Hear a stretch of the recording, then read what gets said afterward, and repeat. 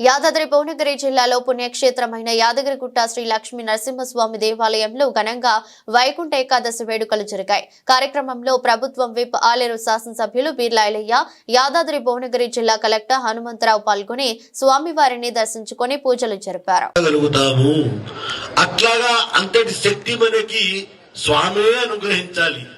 ఒక ఏనుగుని అధిరోహించాలి అంటే ఏనుగునే ఆశ్రయించినట్టుగా దాని పాదాన్ని ఆసరాగా చేసుకొని దాన్ని అధిరోహించినట్టుగా మనం స్వామిని సేవిస్తున్నాం, ధరిస్తూ ఉన్నాం.